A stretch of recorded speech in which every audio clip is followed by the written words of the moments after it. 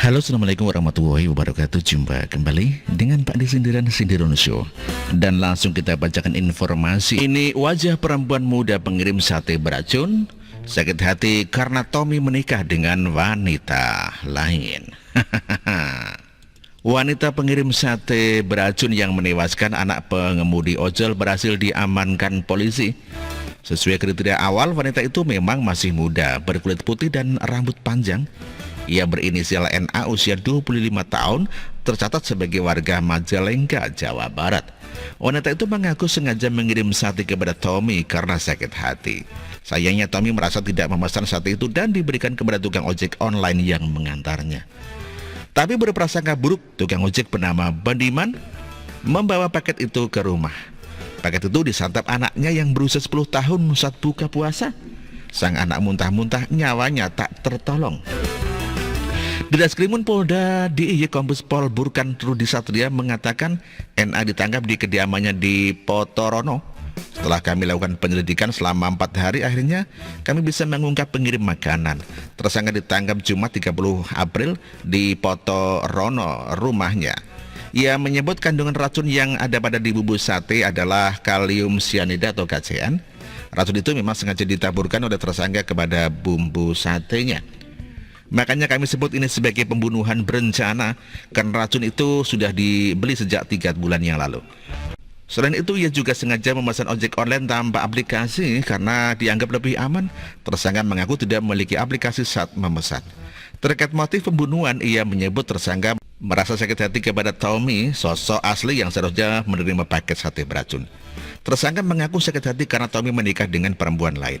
Saat ini pihaknya masih melakukan penyelidikan. Terkait motif pembunuhan, ia menyebut tersangka merasa sakit hati kepada Tommy, sosok asli yang seharusnya menerima paket sate beracun. Tersangka mengaku sakit hati karena Tommy menikah dengan perempuan lain. Saat ini pihaknya masih melakukan penyelidikan sebab tersangka masih banyak diam saat pemeriksaan. Masih kita dalami. Apakah nanti ada tersangka lain, kami masih mendalami, demikian katanya. Atas perbuatannya tersangka dijerat dengan pasal 340 KUHP dengan ancaman hukuman pidana mati atau seumur hidup atau paling lama 20 tahun. Peristiwa bermula saat Bandiman yang berprofesi sebagai penguji ojek online sedang beristirahat di sekitar masjid daerah Gayam, Yogyakarta. Ketika sedang beristirahat, tiba-tiba datang seorang perempuan muda datang menghampiri Bandiman bermaksud meminta tolong mengantarkan paket takjil. Dari pengakuan Bandiman, perempuan itu berciri-ciri masih muda, berkulit putih dengan tinggi sekitar 160 cm dan mengenakan hijab dan baju berwarna krem. Dia mengatakan bahwa tak punya aplikasi dan minta mengirimkan paket takjil ke seorang bernama Tommy di Villa Bukit Asri, Sembungan, Kasihan, Bantul. Demikian katanya saat dihubungi. Bandiman pun menyanggupi permintaan itu. Perempuan itu pun menanyakan berapa tarif untuk mengantarkan paket isi sate dan snack itu. Saya minta 25.000, lalu saya dikasih 30.000. Saya juga minta nomor HP yang dituju dan minta nama si pengirim. Dia mengatakan bahwa pengirim atas nama Hamid dari Paku Alam. Bandiman pun mengantarkan paket itu. Namun sampai di alamat yang dituju, orang yang bernama Tommy tidak ada. Setelah saya hubungi, benar yang mengangkat adalah Tommy dan alamatnya benar. Tapi dia mengatakan bahwa tidak memiliki teman yang bernama Hamid di Paku Alam. Lalu Tommy mengatakan bahwa paket itu untuk saya saja, untuk berbuka puasa, demikian. Lantas Bandiman pun membawa pulang paket makanan itu ke rumahnya. Sesampainya di rumah, ia bertemu dengan anaknya NFP yang baru pulang dari masjid. NFP membawa bungkusan nasi gudeg untuk berbuka puasa. Kebetulan anak saya tidak begitu suka gudeg, anak saya memberikan gudeg ke saya dan memilih sate yang saya bawa. Tapi saya sempat makan 2 tusuk sate. Anak saya yang besar juga tidak merasakan apa-apa. Anak saya kemudian disuapin istri saya pakai lontong dengan bumbu sate. Tiba-tiba anak saya mengeluh pahit dan panas, lalu lari ke kulkas untuk minum. Tapi sampai dapur dia terjatuh, istri saya muntah-muntah. Melihat anaknya tak sadarkan diri, Bandiman membawa ke rumah sakit Wirosaban. Sudah meninggal pas perjalanan ke rumah sakit, tapi hasil pemeriksaan di laboratorium itu, menurut dia di perjalanan sempat mengeluarkan buih dari mulutnya. Ditangani sekitar 1/4 jam, mengatakan sudah tak tertolong lagi. Kalau kata dokter itu positif kena racun, tapi racunnya apa masih menunggu hasil lab. Titik Rini Sri Budiman mengeluhkan hal yang sama. Ia sempat memuntahkan sate itu. Titik juga sempat mendapatkan perawatan dokter dan keadaannya berangsur membaik dan dibolehkan pulang pada Minggu malam. Atas kasus itu, Bandiman melapor ke kepolisian. Kami berharap kasus ini benar-benar sampai tuntas. Karena ini sudah merenggut nyawa anak saya. Jangan sampai ini tertulang pada driver yang lain. Kepolisian pun menindaklanjuti peristiwa itu dengan mengumpulkan keterangan saksi dan barang bukti, termasuk mencari rekaman CCTV untuk melacak orang yang mengirim sate itu. Ya, diduga NFP menjadi korban salah satu dari paket sate beracun. Berdasarkan hasil penyelidikan sementara kepolisian, sasaran utama paket itu adalah penyidik senior di jajaran Satreskrim Polresta Yogyakarta. Hal itu dibenarkan Kasubag Humas Polresta Yogyakarta AKP Timbul Sasana Rahaja, yang menjelaskan penyidik yang dimaksud berinisial T, berpangkat Aibtu, dan kini masih berstatus sebagai penyidik senior di Satreskrim Jogja. Betul, yang bersangkutan adalah penyidik senior di Reskrim Polres Yogyakarta, pangkatnya Aibtu. Timbul mengatakan ratusan kasus kriminal telah ditangani oleh T. Namun ditanya terkait kasus kriminal paling krusial yang pernah ditangani T Timbul belum memastikan lebih lanjut. Demikian kabar hari ini. Terima kasih. Wassalamualaikum warahmatullahi wabarakatuh.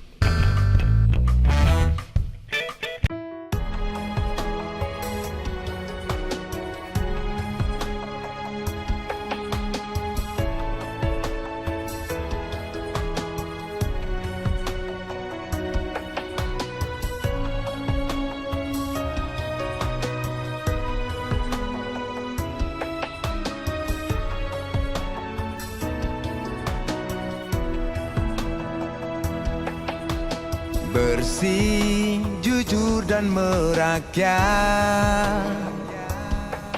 berbuat demi masa depan kami. Sosok pemimpin tegas pemberani,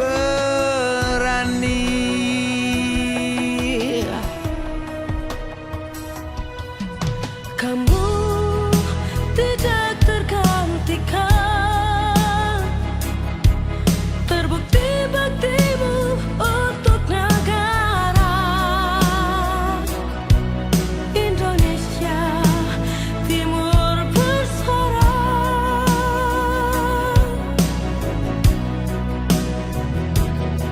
Siang dan malam kau bekerja demi anak bangsa. Jangan menyerah, rakyat mendukungmu. Bekerja nyata dan membangun tanpa kenal lelah.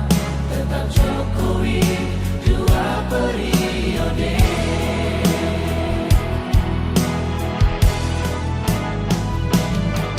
Ayo Jokowi, rakyat mencintaimu.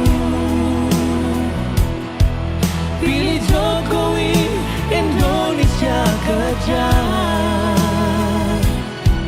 Ayo Jokowi, rakyat selalu berdoa. Pilih Jokowi, Indonesia jaya.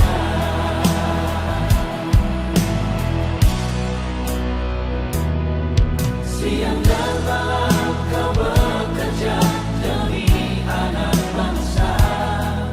Jangan menyerah, rakyat mendukungmu. Bekerja nyata dan membangun tanpa kenal lelah.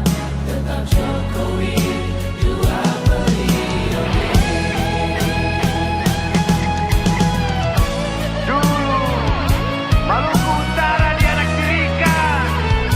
Dengan adanya Jokowi bekerja untuk membangun dan terus membangun. Sekarang kami Maluku Utara sudah menjadi anak sungguhan yang selalu diperhatikan. Jokowi, rakyat membutuhkanmu. Ayo Jokowi, rakyat mencintaimu. Pilih Jokowi, Indonesia